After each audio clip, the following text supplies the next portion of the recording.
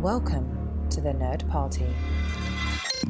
Hi, this is Nick Anastasiou, story editor on Star Wars The Clone Wars and Star Wars Bad Batch.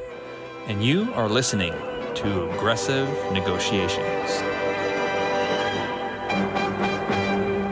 You may be stuck in hyperspace lane traffic, but we're right here with you for the celebration of the year. It makes Life Day look like somebody's birthday on a distant planet in the outer rim that nobody wants to attend. That's right. It is time for the annual tradition of Thanksgungan, here and only here on Aggressive Negotiations, part of the Nerd Party Network.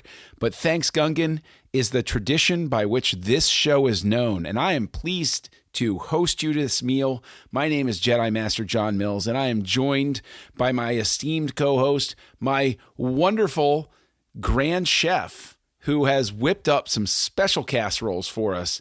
Jedi Master Matthew Rushing, what special message do you have to kick off this Thanksgungan for everybody? Well, I've been hard at work, as you mentioned, having the chef duties this week. I have the fine Naboo turkey that I've been working on, smoking it to perfection.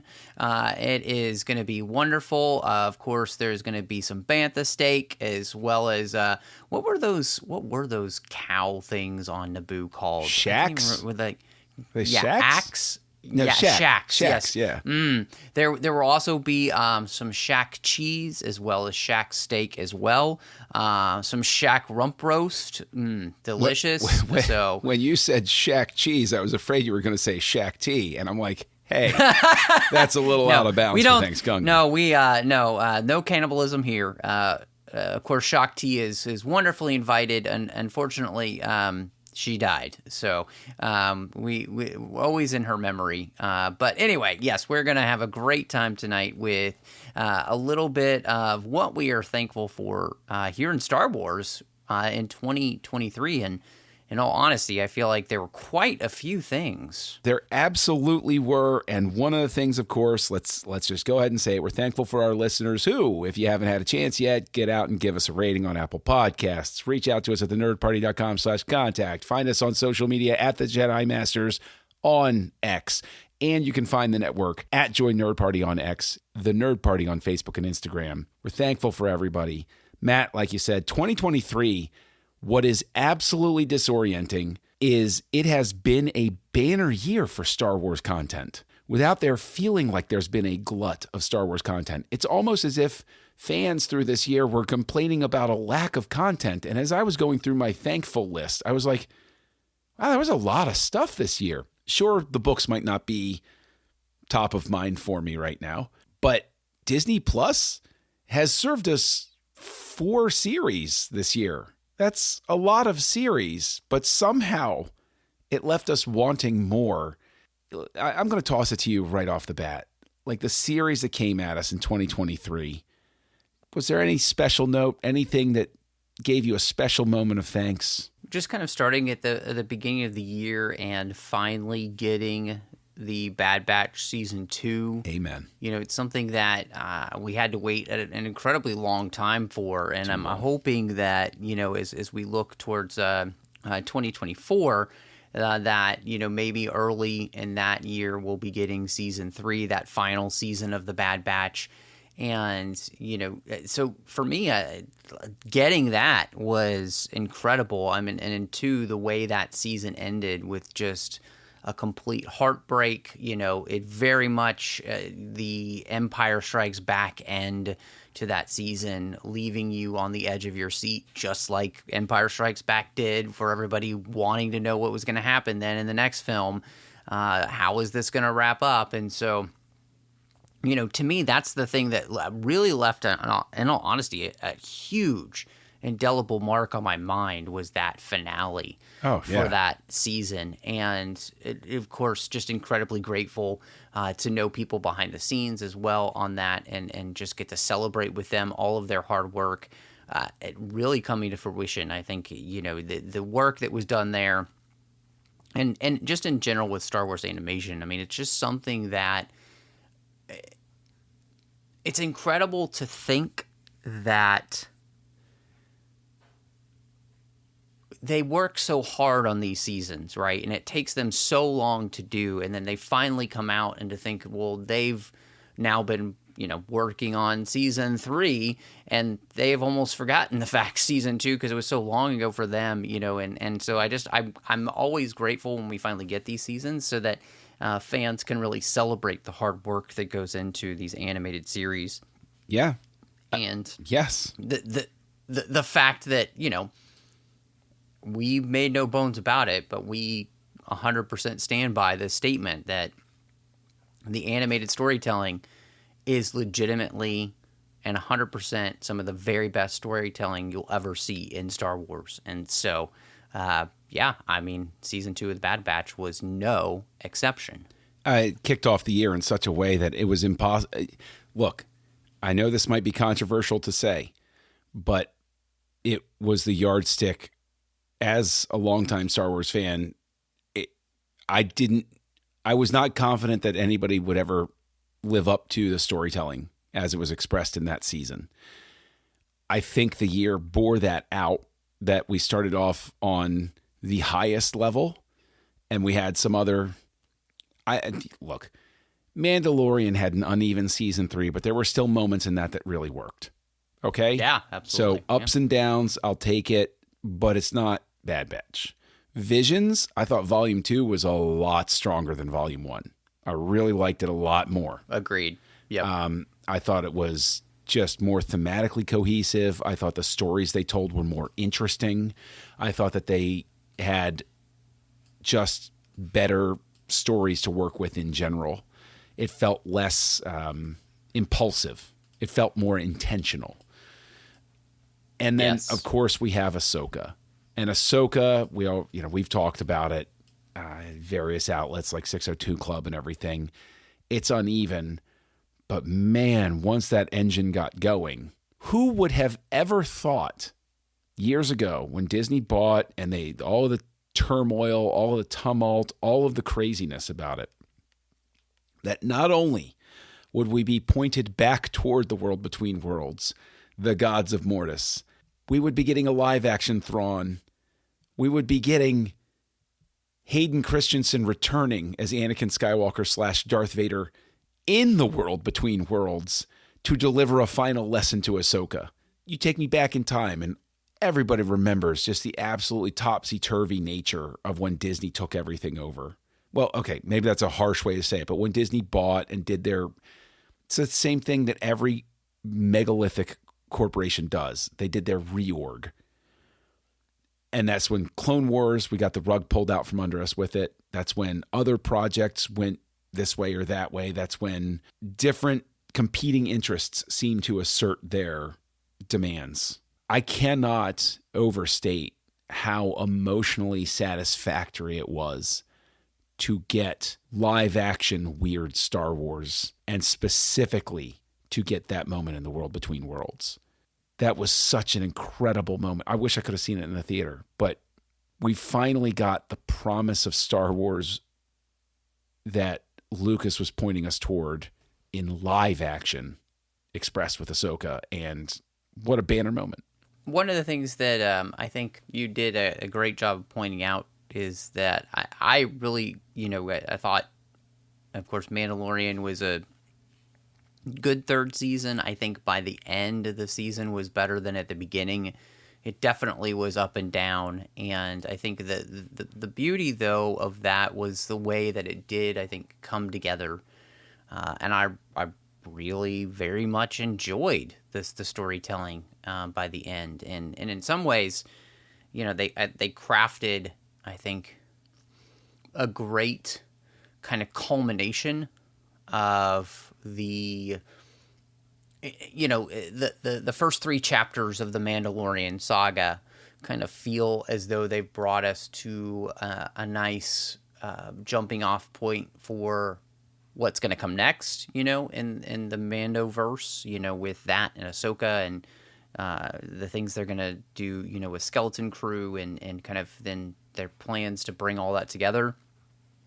I think that's the thing for me that, whether I loved every single part of or just loved even some of the choices that they made in the storytelling for The Mandalorian, knowing that all of this is meant to kind of come together under the guidance of, Filoni with his film, and all of that was incredibly exciting. And it just kind of felt like finally the accolades that have been due somebody like Dave Filoni for a long time have finally come to fruition and kind of paid off his patience, more than the Emperor's guidance is what has made things pay off. And that's can only be good, I think, for Star Wars in general. And so that made me incredibly happy. And again, it's one of the things that made me incredibly happy with, even though, I didn't love every single facet of the Mandalorian season, the driving force behind it and where it was all going felt, I think, like you could tell, like, okay, we're building towards something in this universe, which, then, as you mentioned, when you come to Ahsoka and you can see where all of this is building to, and this big, massive thing that's coming to this galaxy from another galaxy, is just incredibly exciting as a fan. And, and I think the exciting part of that was that fans were finally, I think, being treated in some ways with real respect, for the things that we've loved and have wanted to see.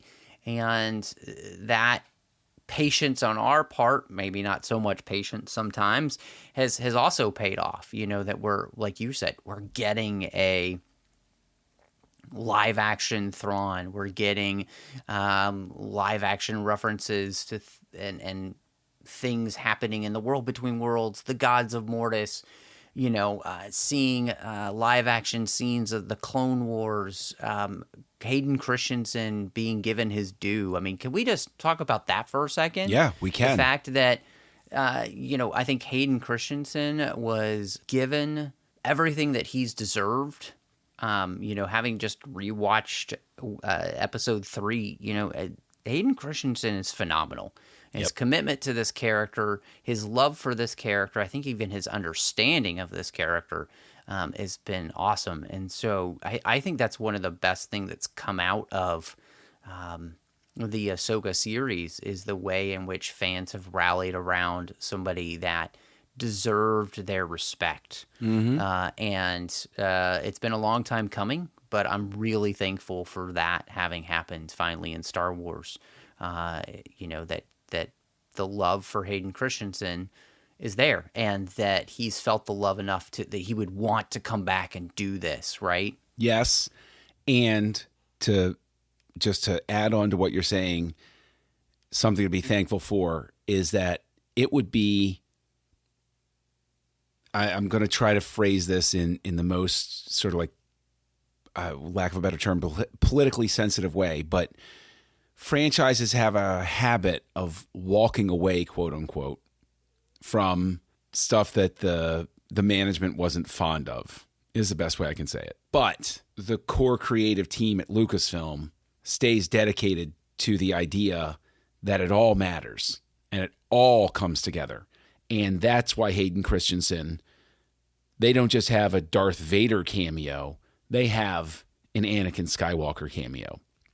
And the Anakin Skywalker that we knew and loved.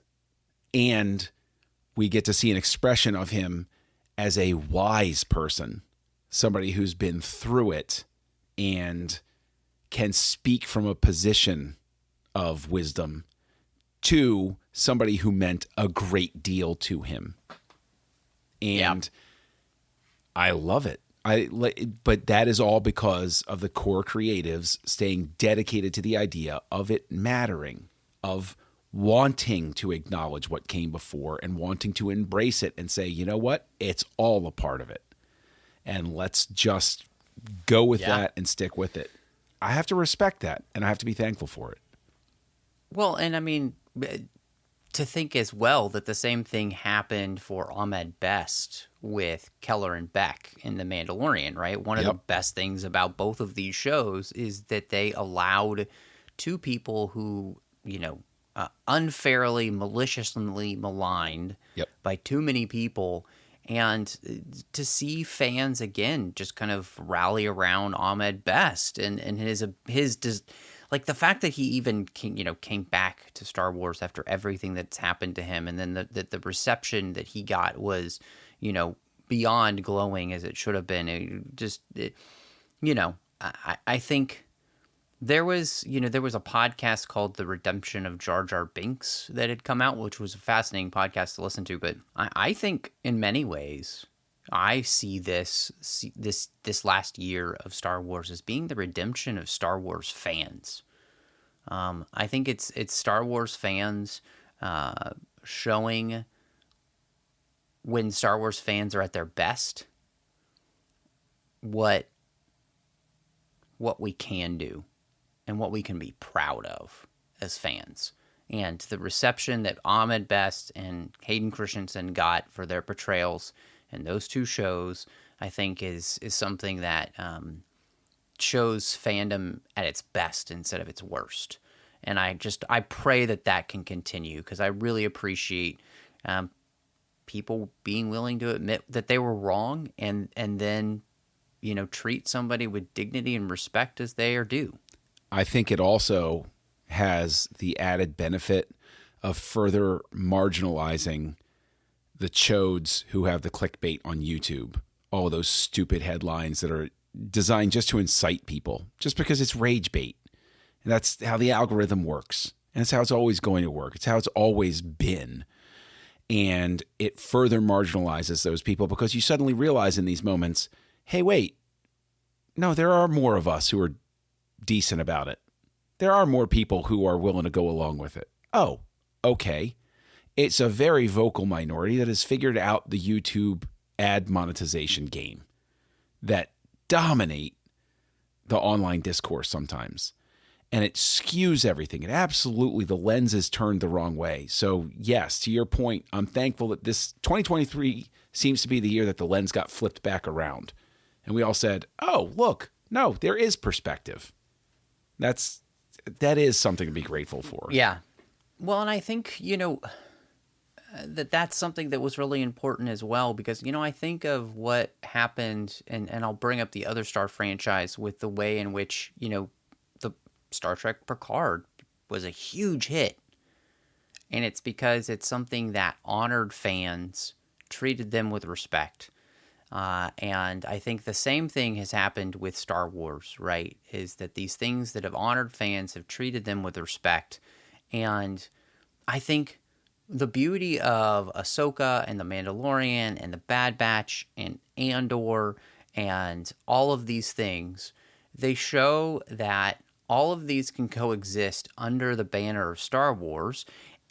And they can all be great Star Wars, and we can all like them for different reasons, and enjoy them for different reasons. I don't enjoy Andor for the same reason that I enjoy Ahsoka. The same way that I don't enjoy the Umbara arc for the same reason, the same way that I enjoy a lighter Star Wars Clone Wars arc. Right? Like, there are all of these different facets to this series that we like.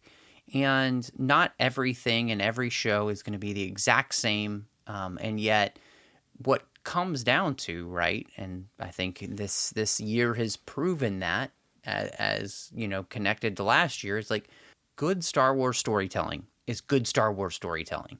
Mm-hmm. And it can be done in a variety of different ways. And even George Lucas himself showed us that the way he did the Clone Wars, right? And that one week you could be laughing up a storm with something that Jar Jar Binks was doing in an episode, and the next week you could be crying your eyes out because of the way that clones are getting murdered by their own brothers in a trick by an evil Jedi. Just incredible stuff. Again, 4 shows, and I enjoyed all of them to differing degrees, but I enjoyed them all. And you and I, we've been doing this experiment, to make another reference to 602 Club, with Assembling Avengers, where I'm going through phase 4 of Marvel for the first time. I think people need to appreciate that the batting average for Star Wars on streaming series, a lot stronger than they think it is. I mean, one heck of a lot stronger than they think it is, because there is a 1-to-1 comparison for me. And I'm like, okay, all right. I like what's happening here. This works for me.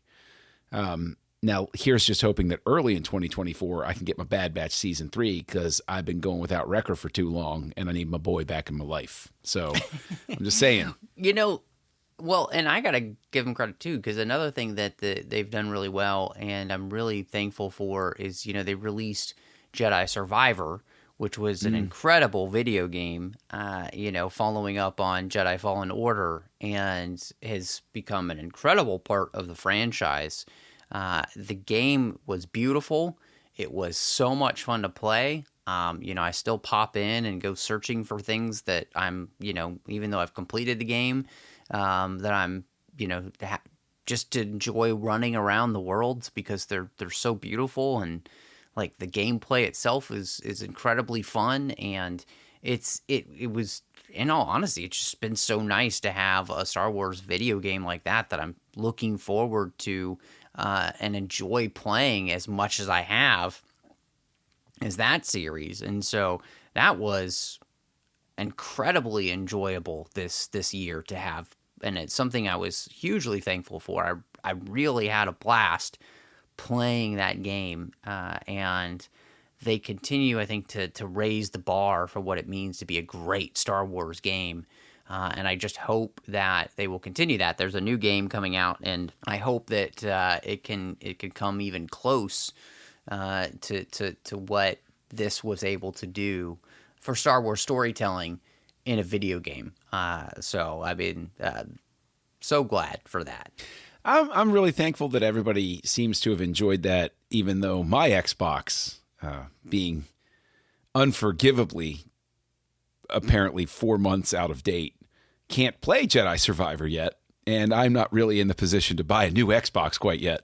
I'm really thankful that I have it to look forward to, because, in a few years when I got a new Xbox, the game will be more affordable, right? Isn't that how it works? So there you go. This will be fun. Yeah, you would wish. The prices always fall, right? It's like oil prices. Yeah, they eventually go. Oh wait, no. Yeah. Okay. Oh no. Yeah. Well, I'll get there eventually, though. Knowing they've got Star Wars Outlaws coming, hoping that that's a great game. The gameplay looked pretty cool when I saw it, and so hopefully they can continue that. I got to say, John, I think we were actually both very excited to see that John Jackson Miller was going to have a new book coming out next year, which leads me on the edge of my seat for, Star Wars The Living Force, which is a book about the Jedi Council during the era of the prequels. And I am, so excited that they're going to be going back to that time period for Star Wars books, because I feel like it's just the amount of storytelling that can happen there is phenomenal. But, having loved his storytelling in, A New Dawn, and his comics that he's written for Star Wars, he's a great Star Wars author. I can't wait then to see, what he's got in store for us. So I'm really glad to, like you said, the books weren't at the forefront for me this year, with what was released, but this makes me very excited for what's coming. Yes, I'm a sucker for any book that is going to be set during that era. I agree with you. The opportunities are really rich. I think Miller is a good writer. I enjoy his work. I think he understands the universe, and I think that he will do a stupendous job with it. I'm not trying to put too much pressure or set myself up for a fall here, obviously, but yeah, I'm thankful that they're, again, just like giving Hayden Christensen and Ahmed Best their due, we're not forgetting the prequels. I've always loved the prequels. You put something in the prequel era, I am 100% on it. I am there with you. And I am thankful that they're sticking with it in the books too, because High Republic has never struck a chord with me. It works for others, and that's cool, man. the general rule. If it works for you, that's awesome. Never lit me on fire. Not really jazzed about it. So knowing that they're not sticking to a singular focus for the books, for instance, what tired me out in the old EU was once we got to a certain era, it was like the books seemed only to be set during then. And I was like, So if that era didn't work for you, I'm talking about specifically the New Jedi Order, I sort of started tuning out because I was like, it's not really working for me. But they can keep me in with the books with something like The Living Force, or every year I go in, and now that Ahsoka's come out, hope springs eternal that Timothy Zahn will get another crack at another surprise Thrawn book or series, because I'm 100% on board for that. I'm trying to will it into existence because I know he's also dropped a hint that he had an idea that he wanted to explore. Yeah. And I'm like, all right, that's great. I mean, wouldn't you love to get a series about Thrawn during the period he was missing? I really think that yes. Zahn could handle that pretty darn well. That would be fascinating. I think there's so much storytelling that you could tell in that era, because it's quite a long time that he was gone, and obviously a lot happened to him while he was there. So yes. I feel like that should be told. Another thing that I was incredibly excited to see, at this last celebration, they announced, of course, that we would be getting Tales of the Jedi Season 2. Yes. Which, both you and I were completely enamored and in love with Season 1. Again, some of the absolute best Star Wars storytelling that's been, and done in 7-minute increments. So I cannot wait to see what they've got in store for us with Tales of the Jedi Season 2. And this is, I think, also just such an incredibly promising series, because there's always small places that you can be filling in stories with this type of structure. And, who knows if we might get a Balin Skull story arc, or something like that. Cool. Just incredibly rich storytelling ideas that could go on for years. And so 2023 had incredible things in it, but to know that 2024 then has incredible things coming up in it as well, I'm like, come on, just give it to us now. Just give it to us now. Yeah, but I will credit Disney for knowing what they're doing by stringing me along with these releases, because it got me to sign up for Disney Plus again, even though I don't watch anything else on the platform. But that's okay. That's okay. It's worth it to me. And the family, fortunately, because they watch some of the other stuff that's on there I'm hardly aware of. But I can, I want to shift gears here. I want to ask you a question. What moment packed the most emotional punch for you? What hit you the hardest? What resonates to you where somebody says Star Wars streaming series 2023, and there's a specific moment where you felt like a kid again, or you felt emotionally touched, or you felt like a tremendous cathartic experience? Was there one moment that jumped out at you? I think it was the moment in Ahsoka when, she comes back and she's different. And her conversation with Sabine of basically admitting her own faults as being her master, and then promising to be there for her and never leave her again, and was just incredibly moving. And part of that was just of the way in which, all of this kind of storytelling for this character and what she had been through fit so well. And, the fact that she had a history of stepping away from things, and in some ways almost like running away from things, not for bad reasons, but, to see her move forward and learn and grow in the way that, the best of the Jedi we would want to see was great. And so that was one moment for me that I think left me feeling incredibly hopeful for what's to come for Star Wars storytelling, for the next, few years. That's the kind of stuff where, you want the characters that you care about to be growing and learning and pushing you forward, right? I mean, because I think that's an incredibly important lesson for all of us to be learning of admitting our own mistakes and looking to move forward as better versions of ourselves, for not just ourselves, but for those around us, the selflessness that is meant to inhabit what it means to be the best of the Jedi. And so that's something that got to me. What about you? There were two moments. One, because it surprised me, the moment when Tech fell. It caught me off guard. Yeah, that'll do it. What caught me off guard about it was I didn't realize until that moment, I loved the show and all of that stuff. I didn't realize until that moment how emotionally attached I was to the characters. Obviously Wrecker I adore for, various reasons and everything. And I love the whole show and all of that. But when he fell, it was this stunning moment where I suddenly realized, oh, I really care about what's going on right now. That was amazing. And then similarly, but in a different way, when Anakin's Force ghost showed up, benevolently looking on Ahsoka, that was a moment that really reinforced something that any of us who have ever lost someone, that feeling he was always going to be there for her, no matter what. And that death itself couldn't keep him from caring for her. For anybody who's ever lost someone, that's an incredibly powerful moment and an incredibly resonant moment.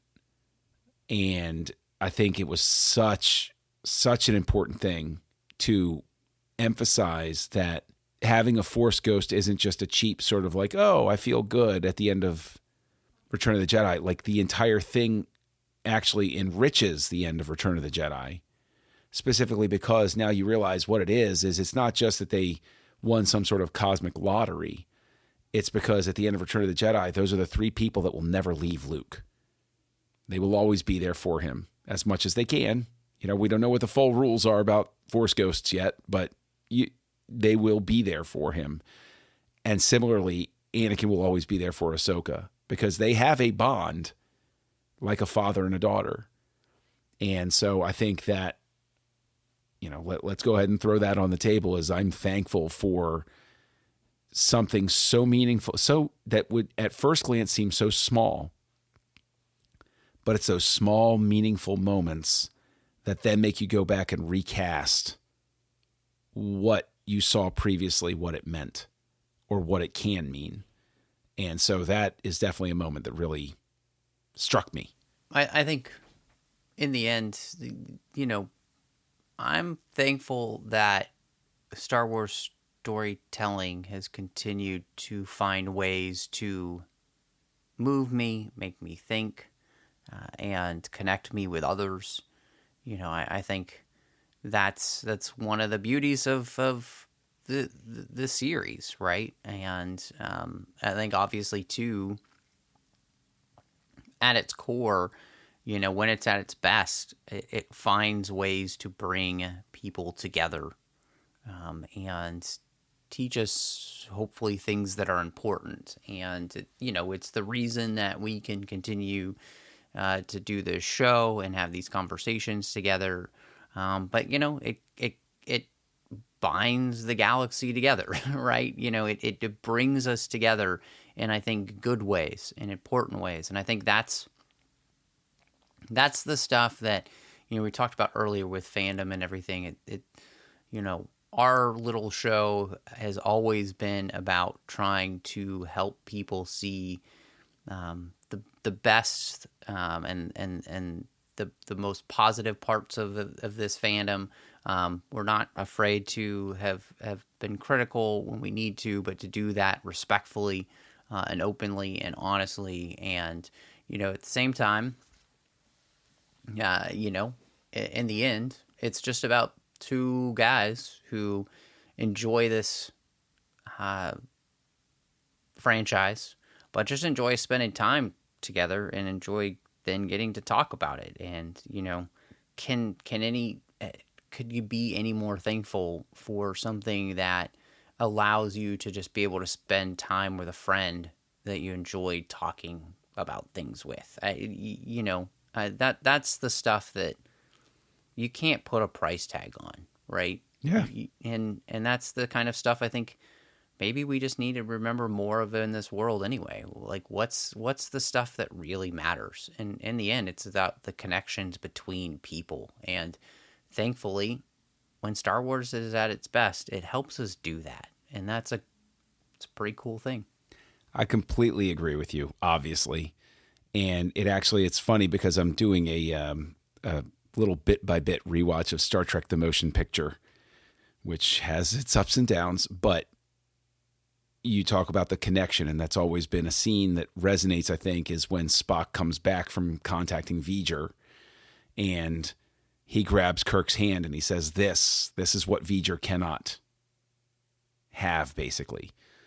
He's like this human connection. And yeah, I'm thankful for it. It's brought us together. We have a reason every week, at least once a week, to come together and have a discussion. We're separated by literally thousands of miles, but we can have these conversations every week. But honestly, folks, it's not just about Star Wars. It's about the time leading up to before we hit the record button, or the time after, when we're talking about the world and talking about where we are in the world and being there for each other. Because as the song resolves itself, the original song at the end of Return of the Jedi back in 1983, Celebrate the Love. And that's what it's all about. And actually, Matt, I'm glad you mentioned the whole talking together, because we actually got a voice message from a longtime listener, Rural Farm Boy, RFB for short. But I want to play a clip real quick for everybody that he sent in. And I think that what he says speaks exactly to what you said. Howdy, Matt and John. This is one of your longtime listener friends and Star Wars Twitterverse friend, Rural Farm Boy. Or maybe more easily said, RFB. Star Wars podcasters shortened my handle down and made it easier for other folks to say, so nobody has to go stumbling in words over the R's and whatnot. Seen your Twitterverse post asking for listeners and other Star Wars Twitterverse timeline friends, what are you thankful for to include on your yearly tradition that I love very much, Thanksgungan? What I'm thankful for is just what you two have been doing for many years, and all the other friends that make up my podcast library, is for folks to sit down behind a microphone and talk all manner of Star Wars, whatever it may be, the Disney Plus, or the films, or the books, or the games, the comics, the music. I'm thankful for that. Because what all you are doing for me, and I hope for many other Twitterverse friends and Star Wars friends, is making another way to escape the modern day by sitting and talking Star Wars.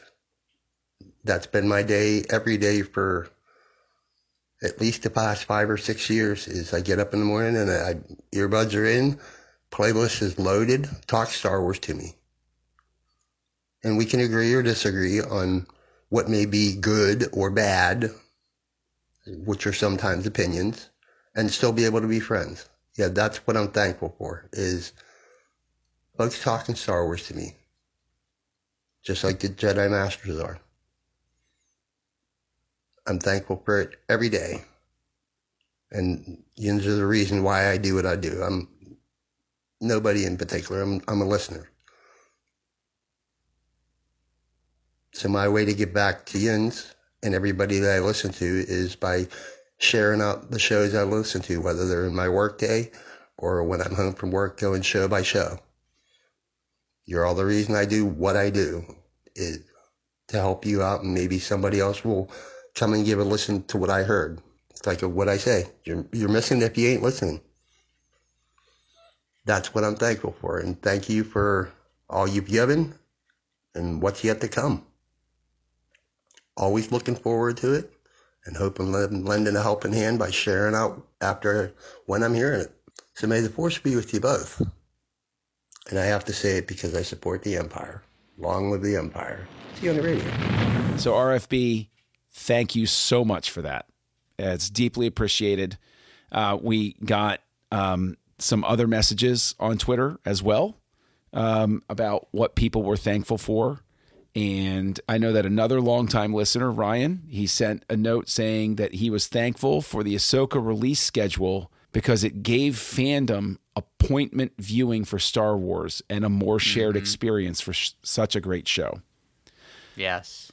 So that's right. We had appointment viewing for Star Wars where everybody was revolving around it in a positive way, talking about what was happening. Yes, absolutely. Just like you and me coming together every week to talk about it, it gave everybody an opportunity to come together and whatever channel they were exploring to talk about it. Yes. Thank you for anyone who, interacts with us. We really appreciate it. It means a lot to us. And, it's, again, as I mentioned, and that's what this is all about, and it's about really bringing people together and help us just to enjoy the things that we do like and we do love, and just get to celebrate that, and so and we're thankful to be able to do that with each other and with you, and so.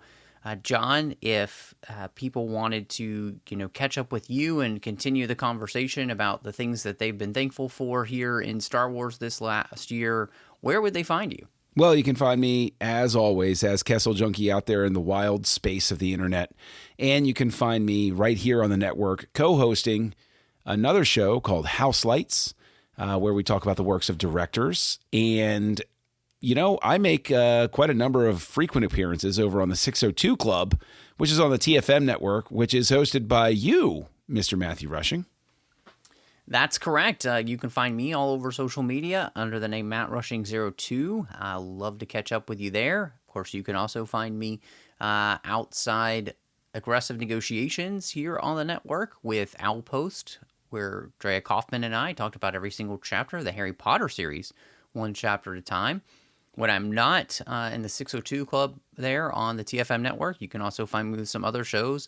Literary Treks, The Orb, Warp 5, Artificial Tango, and Saddle Up are all places that I'm on. But, as always, we do want to thank you so much for joining us here on another year of Aggressive Negotiations. Happy Thanksgungan. Negotiations are closed. Good night, but not.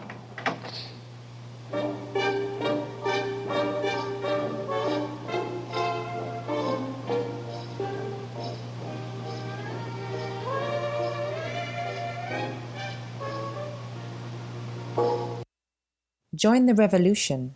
Join the Nerd Party.